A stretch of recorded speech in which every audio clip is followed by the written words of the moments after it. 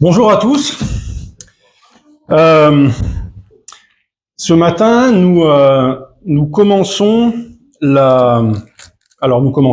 nous continuons l'étude de la lettre de Jacques, sachant que donc Nicolas a commencé par une introduction il y a une quinzaine de jours. Et donc, cette fois-ci, c'est le tour de rentrer dans le texte, et on va commencer avec ce chapitre 1. Alors, je vais pas faire tout le chapitre. On avait plus ou moins dit qu'on essaierait de faire un chapitre à la fois, mais franchement, j'ai pas réussi. Parce que je voulais pas survoler, en fait, le texte. J'avais envie de m'arrêter quand même un peu sur les versets, hein. Vous savez que Jacques, c'est un texte qui est très percutant,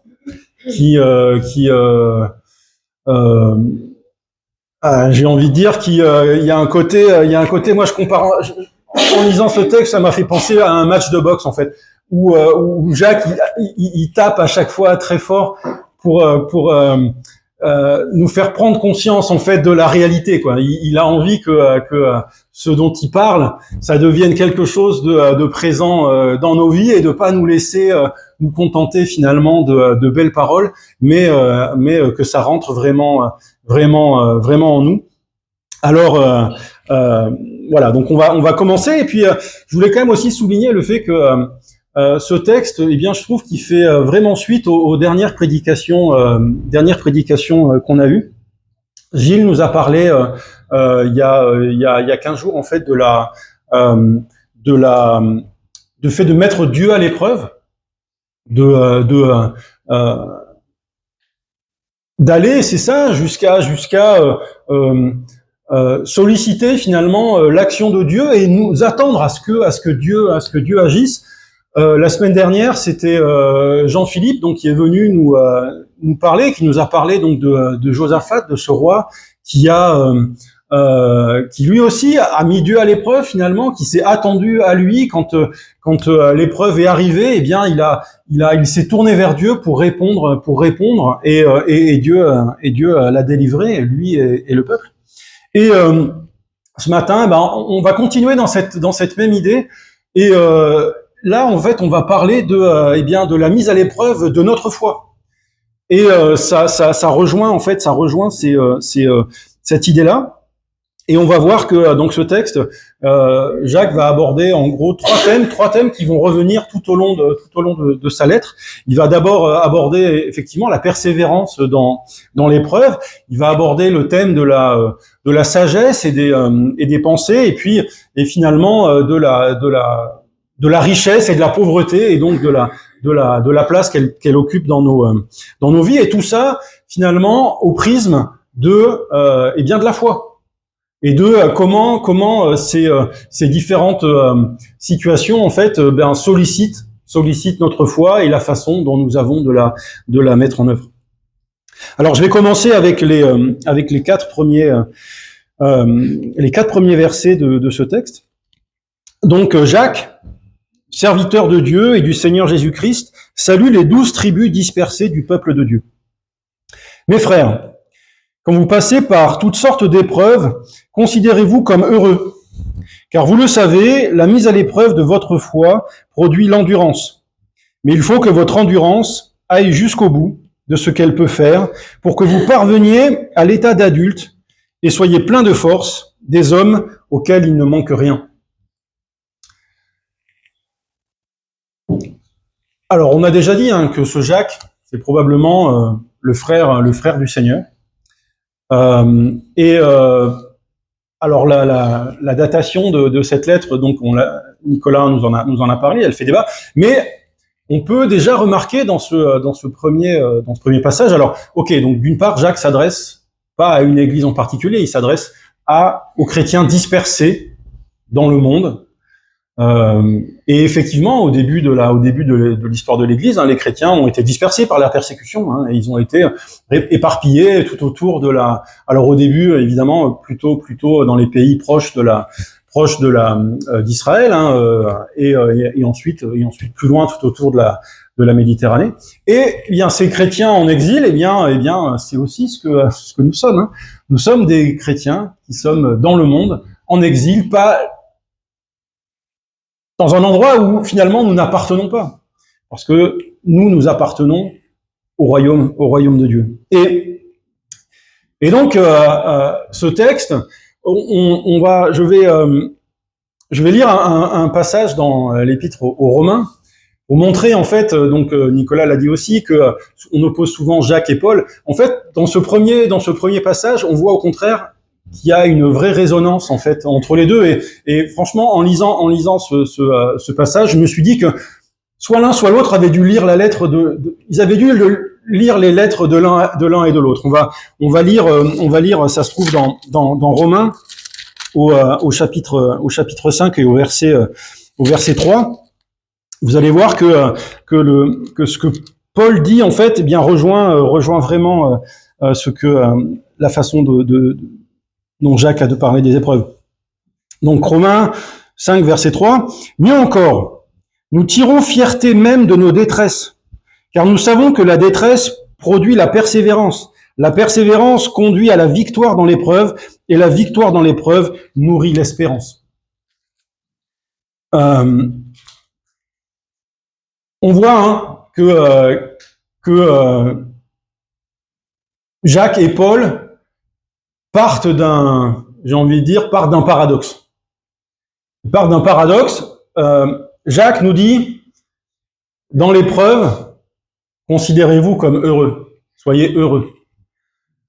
Paul, lui, nous dit, glorifiez-vous dans vos détresses. D'accord ? Ça, c'est un paradoxe. Ça va pas ensemble. La joie, le bonheur avec l'épreuve, ça va pas ensemble. La gloire dans la détresse, eh ben, ça va pas ensemble non plus. C'est quelque chose qui pour nous, moi, franchement, en lisant ça, moi, j'ai du mal à recevoir cette idée-là. D'accord ? Que je devrais me réjouir dans la souffrance. Moi, je suis pas masochiste, hein. Et d'ailleurs, je pense pas que, enfin, si Paul et Jacques présentent ça comme ça, c'est pas pour nous inciter à nous sentir, à rechercher finalement la souffrance pour être heureux. Hein. C'est pas ça du tout, évidemment. Mais ils mettent en avant dans ces deux textes le mot qui revient, d'accord, c'est persévérance. Alors on peut traduire ça d'ailleurs de différentes façons. Hein. Persévérance, patience, endurance. Tous ces mots qui reviennent. Alors en lisant ce texte, l'actualité finalement m'a rattrapé, enfin, ou disons m'a donné un regard particulier sur ce texte-là. Vous savez peut-être que en ce moment il y a une proposition de loi qui est discutée au Sénat, donc sur la fin de vie, d'accord, sur l'aide active à mourir, etc. Et cette semaine, alors le Conseil des cultes de France, en gros, bon, les 4 principales religions en France, donc les bouddhistes, les orthodoxes, les protestants, les catholiques, les musulmans, donc ils ont fait un communiqué. Tous ensemble, ils ont fait un communiqué pour dire qu'ils trouvaient cette loi dangereuse, qu'ils trouvaient qu'on mettait trop en avant l'autonomie de l'individu par rapport à ses liens sociaux. Ouais, ça peut être légitime en fait que chacun s'exprime sur ce qu'il pense de cette évolution de la société. Soit chacun est libre de penser ce qu'il veut.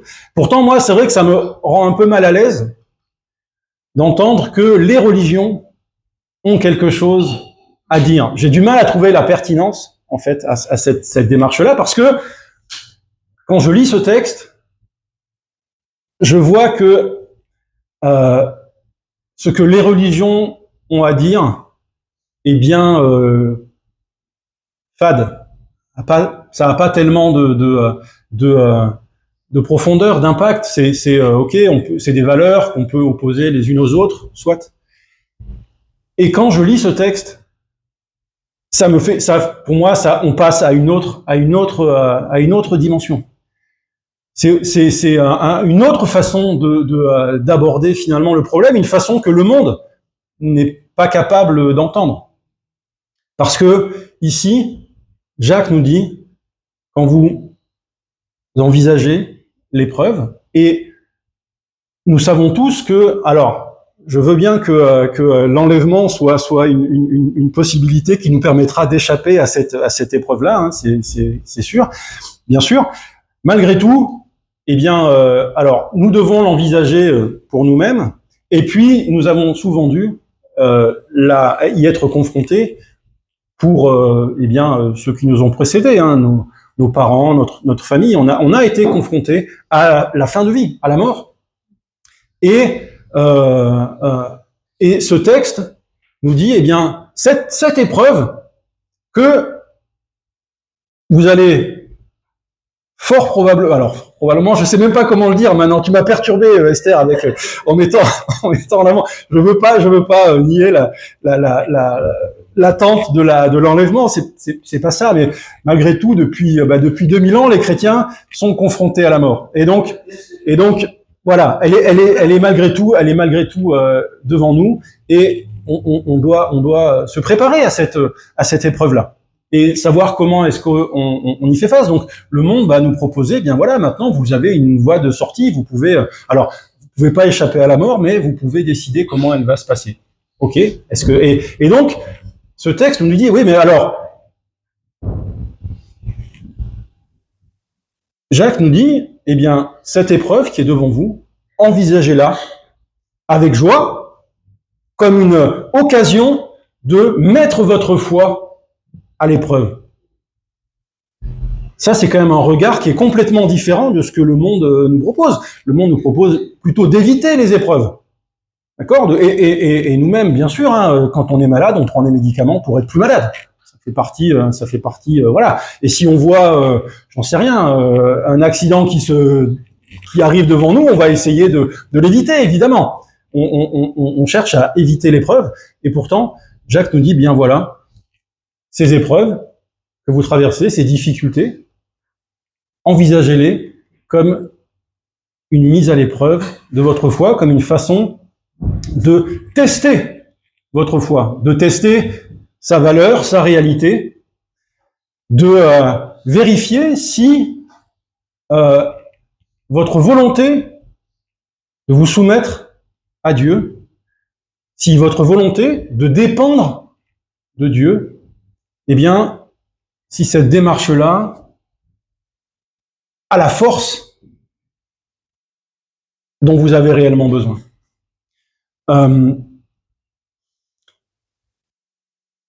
Une façon de réagir à l'épreuve, c'est la résignation. Les Arabes, ils disent mektoub. Voilà, c'est le destin, c'est comme ça. Alors, c'est la vie. Bon. Donc, ok, ça m'arrive, ça devait m'arriver, et puis c'est comme ça. Voilà. La persévérance dont parle Jacques et dont parle Paul, c'est pas la résignation. J'ai envie de dire, c'est même l'opposé de la résignation. Parce que la persévérance, ça implique un effort prolongé et un effort vers un objectif. Quand on persévère vers quelque chose. Et Jacques va nous dire même, cette persévérance doit aller jusqu'au bout de ce qu'elle peut produire dans votre vie. Alors, cette semaine, Paul nous a partagé son désarroi finalement face à la maladie de sa sœur qui est atteinte de la maladie d'Alzheimer. Il est allé la voir récemment et il nous a partagé la souffrance que ça consiste, hein, de voir quelqu'un qu'on aime être complètement avoir perdu complètement le contact avec la réalité. Et c'est vrai que cette réalité de la souffrance et de la mort, elle est difficile à envisager pour nous, hein. C'est cette ultime épreuve finalement du dépouillement de nos forces, de nos capacités. Alors, elle est évidemment difficile à envisager, et pourtant, si nous le décidons, eh bien, elle fait partie de cette mise à l'épreuve de notre foi, et de notre marche vers la perfection. Hein. C'est de ça dont Jacques parle. Il nous parle de la maturité, de la perfection dans la marche avec Dieu. Et ça veut dire que face à ça, nous sommes appelés à accepter cette épreuve et à marcher dedans vers justement cette perfection. Et peut-être ce qui est encore plus dur, et quand je dis ça, je me le dis peut-être aussi à moi, mais dans cette épreuve, il faut aussi accepter que nous soyons une épreuve pour les autres. Parce que c'est bien ça, on devient un fardeau, et ce sont les autres qui doivent porter. Et je pense que ça, à accepter, c'est quand même quelque chose qui est dur, et pourtant, ça veut dire que nous sommes dans la main de Dieu, un instrument pour la bénédiction des autres, pour que ceux qui nous entourent, puissent avancer eux aussi vers la perfection et vers une foi à laquelle il ne manque rien. C'est ce que nous dit Jacques. Vous devez aller vers un état où il ne vous manque rien. Si on continue ce texte, donc je vais lire les 3 versets suivants jusqu'au verset 8. Si quelqu'un de vous manque de sagesse, qu'il la demande à Dieu, qu'il la lui donnera. Car il donne à tous généreusement et sans faire de reproche. Il faut cependant qu'il la demande avec foi, sans douter. Car celui qui doute ressemble aux vagues de la mer, agitées et soulevées par le vent. Quand tel homme ne s'imagine pas obtenir quoi que ce soit du Seigneur, son cœur est partagé, il est inconstant dans toutes ses entreprises. Alors, l'épreuve révèle ce qui nous manque. Quand on court, en fait, on se rend compte assez rapidement si on manque de muscles dans les jambes, dans le dos, bref, on voit bien qu'est-ce qui manque, qu'est-ce qui doit être raffermi. Et là, Jacques nous dit, quand vous vous rendez compte que vous manquez de sagesse, je pense qu'il faut pas très longtemps pour se rendre compte qu'on manque de sagesse. Il suffit de regarder un petit peu en arrière dans nos vies pour nous rendre compte de tous les moments où effectivement on en a manqué. Et Jacques nous dit, demandez à Dieu cette sagesse. Et il a une formulation qui est assez étonnante. Alors il dit, ok, Dieu donne simplement, il ne fait pas de reproches. Et je me suis dit, oui, effectivement, Dieu fait pas de reproches, c'est étonnant de dire ça comme ça. Et en fait, je me suis dit peut-être que Jacques est en train de nous donner une arme face à celui qui nous fait des reproches. Parce que bien sûr que l'accusateur peut nous dire, mais alors, regarde un peu, t'as vu l'âge que tu as?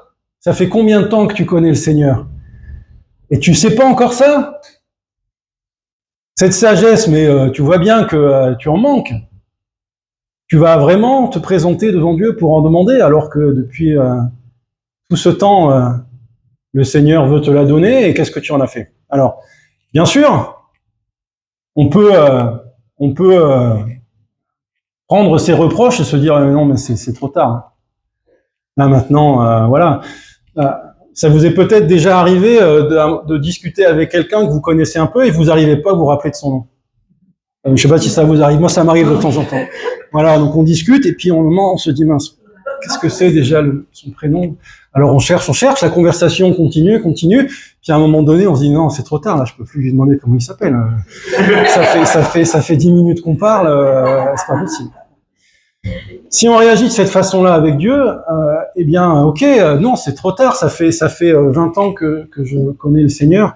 Il y a des choses que j'aurais dû quand même comprendre, apprendre, et je peux pas lui demander de m'aider là-dessus. Non. Jacques nous rappelle, non. Si tu demandes de la sagesse à Dieu, il va te la donner et il te fera pas de reproche. C'est pas trop tard. Donc si tu te rends compte que là tu es limité, n'hésite pas, demande. Demande. Et il nous dit, oui, mais demande sans douter. Et c'est vrai que ce doute, alors en lisant ce texte, on peut se dire, est-ce que effectivement, est-ce que je doute pas? Parce que le doute, on peut tous avoir ces pensées qui, à des moments dans notre vie, remettent en cause peut-être les choix. Je discutais il y a quelques années avec un oncle de Sandrine qui me disait, oui, bien, parfois on envisage, on regarde sa vie, on se dit, mais alors, est-ce que ma vie, ma relation avec Dieu, est-ce que c'est pas une illusion? Est-ce que est-ce que j'ai pas fondé ma vie sur quelque chose qui n'existe pas? Il me disait, moi, quand j'ai ces pensées-là, c'est comme si je m'approchais d'une falaise. Je m'approche d'une falaise et puis je regarde en bas. Je vois le gouffre devant moi. Ces pensées-là, elles peuvent arriver, et elles arrivent d'autant plus facilement que le monde nous les envoie à la figure régulièrement. Hein, le monde nous dit, mais ce que tu crois là, c'est du vent. Alors, bien sûr, ces pensées-là arrivent. Est-ce que c'est ça le doute dont parle Jacques? Moi, je ne crois pas. Je pense qu'au contraire, face à ce gouffre et à cette falaise, nous sommes appelés à choisir la foi, à nous détourner du vide et nous tourner vers Dieu et dire, oui, mais bien moi, je choisis de te faire confiance. Je choisis de m'appuyer sur ce que tu as accompli dans ma vie. Je choisis de croire en toi et de m'engager avec toi. Parce que ce doute dont parle Jacques, vous voyez les conséquences qu'il a?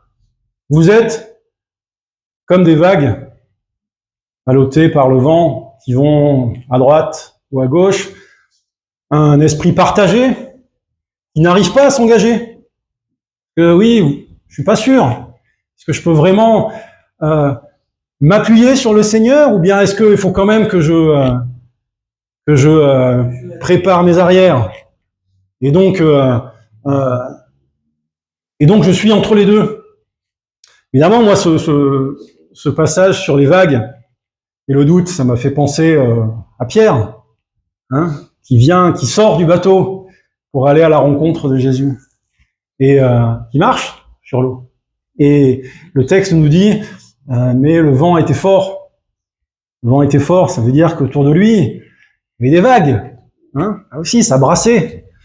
Et Pierre, peut-être il s'est retourné, il a regardé le bateau. Est-ce que le bateau, est-ce que je peux encore remettre les pieds dedans? Pas sûr. Et puis, boum, il a commencé à s'enfoncer. Pourtant, ce texte, il est beau parce que Pierre appelle au secours dans la main, et le Seigneur lui prend la main et il le sort. Il le sort. Donc, ici, ce contre quoi Jacques nous met en garde, c'est contre celui qui n'est pas capable de s'engager avec Dieu. Il y a toujours un pied dedans, un pied dehors, et qui est incapable de choisir. Et donc, là aussi, c'est une épreuve dans nos pensées. Hein, on peut, je ne sais pas si vous connaissez cette histoire, enfin cette image de celui qui dit que les pensées sont comme des oiseaux. On ne peut pas les empêcher de voler, mais on peut les empêcher de se poser sur sa tête. Bon, je pense que ici, c'est bien de ça dont il s'agit en fait. Hein. Bien sûr que le doute vole autour de nous, mais on peut décider de ne pas le recevoir et de le suivre. Et on peut au contraire se tourner vers le Seigneur et choisir de le suivre lui. On continue et on arrive donc sur les 3 derniers versets. Donc du verset 9 au 11. Que le frère pauvre soit fier de ce que Dieu l'élève, et le riche de ce que Dieu l'abaisse. En effet, il passera comme la fleur des champs. Le soleil se lève, sa chaleur devient brûlante et la plante se dessèche, sa fleur tombe et toute sa beauté s'évanouit. Ainsi en est-il du riche, il disparaîtra du milieu de ses activités. Ici, Jacques nous parle encore d'une épreuve. Cette fois-ci, c'est une épreuve sociale. Et il utilise un paradoxe, encore une fois, que le riche tire sa fierté de son abaissement. Bon, bah là aussi, a priori, c'est pas dans l'abaissement qu'on trouve sa fierté. Et ce que Jacques met en avant, c'est que effectivement notre société, eh bien dans notre société, on tire fierté de ses succès, de sa richesse, de sa connaissance, de son statut. Voilà, c'est ça qui donne de la fierté dans notre société. Et pourtant là, eh bien Jacques prend le contre-pied de cette situation. Et alors il cite Ésaïe, d'accord, donc cette image de la fleur qui fane. Alors Paul nous en a lu une autre version dans les psaumes, hein, la vanité finalement de nos richesses, la vanité de notre statut, tout ça disparaît. Et finalement, Jacques nous invite à mettre notre fierté dans ce que Dieu nous donne. Vous voyez, le pauvre tire fierté de son élévation. C'est Dieu qui l'élève, qui lui donne un statut et une valeur de fils de Dieu. Le riche est abaissé parce que il est mis, celui qui se pensait peut-être supérieur, eh bien, est mis au même niveau que les autres, mais là aussi, c'est ce que Dieu lui donne. Et là aussi, je pense que Jacques nous incite à mettre notre foi dans ce que Dieu fait de nous. Je trouve ça intéressant de voir quand même que ce texte ne nie pas les relations de domination. Dans notre monde, certains dominent sur d'autres. Ici, les riches sur les pauvres, les maîtres sur les esclaves. Longtemps et beaucoup, les hommes sur les femmes. Longtemps, les blancs sur les noirs. Toutes ces dominations, elles existent, elles ont existé. Il ne s'agit pas de les nier ou de prétendre qu'elles n'ont pas d'importance.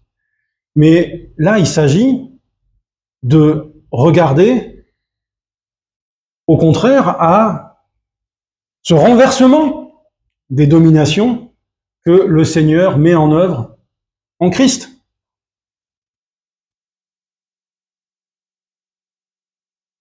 On peut tous se sentir illégitimes à témoigner. D'accord ? Alors, d'ailleurs, tout peut être source d'illégitimité. D'accord ? Pour certains, ok, si tu es pas un homme, je vais pas t'écouter. Pour d'autres, au contraire, si je suis comme moi, un vieux mâle blanc, hétérosexuel, cisgenre, ce que vous voulez, eh bien, ok, j'ai rien à dire parce que je suis un dominant et donc il vaudrait mieux que je me taise. Ou bien, c'est le contraire. Si j'étais une femme noire, peut-être que certains me trouveraient illégitime. J'ai pas fait d'études de théologie, alors pas légitime à parler. Je suis pas pasteur, alors pas légitime à parler. Ici, Jacques nous dit que celui, quel que soit son statut finalement, d'où qu'il vienne, qu'il tire fierté de ce que le Seigneur a fait de lui. Si je vous parle ce matin, d'accord, c'est pas parce que je suis, parce que j'en sais rien, j'ai plus de 50 ans, que j'ai lu beaucoup ma Bible et tout ça. Je vous parle parce que le Seigneur m'appelle à le faire, et parce que je choisis de mettre ma foi dans ce que le Seigneur me donne. En préparant ce message, moi aussi j'ai prié, Seigneur, donne-moi de la sagesse. Et si je viens devant vous ce matin, c'est parce que je crois qu'il me la donne. Et alors, j'espère que ce que vous recevez de ce que je suis en train de dire est d'abord basé sur justement la promesse contenue dans le texte, la promesse dans la parole de Dieu qu'elle veut vous enseigner et vous faire grandir. Et évidemment, je ne suis qu'un instrument très imparfait, mais que le Seigneur utilise. Donc, vous aussi, vous êtes légitime. Vous êtes légitime à témoigner. Riche ou pauvre, homme ou femme, noir ou blanc, peu importe, le Seigneur a fait de vous ses enfants. Il vous a donné sa vie, son esprit. C'est ça qui vous rend légitime, et vous devez choisir la foi. Que ce que le Seigneur a promis, il le fait. Il vous faut saisir ça. Et le prendre pour vous et le mettre en œuvre. On parlera encore justement du fait de effectivement prendre ce que le Seigneur donne et pas se contenter de l'envisager. Donc pour terminer, je rebondis encore un peu sur l'actualité. Vous avez vu, il n'y a pas longtemps, il y a eu un sommet qui s'appelait Choose France, pour attirer les capitaux de France. Choose France. Bon, ce texte nous dit surtout, choose faith. Choisis la foi. Choisis la foi face au doute. Choisis de t'attacher aux promesses du Seigneur. Quand vient le moment de témoigner et que tu te sens peut-être pas légitime pour le faire, choisis la foi de ce que le Seigneur a fait de toi. Quand vient l'épreuve, la difficulté, le moment de mettre toutes ses forces dans la bataille, choisis la foi que Dieu va mettre à l'épreuve, va tester pour t'amener à la perfection, même peut-être face à la dernière épreuve. Choisis la foi de ce que Dieu va agir à travers ce que tu es en train de vivre. Et je m'arrête là. Merci.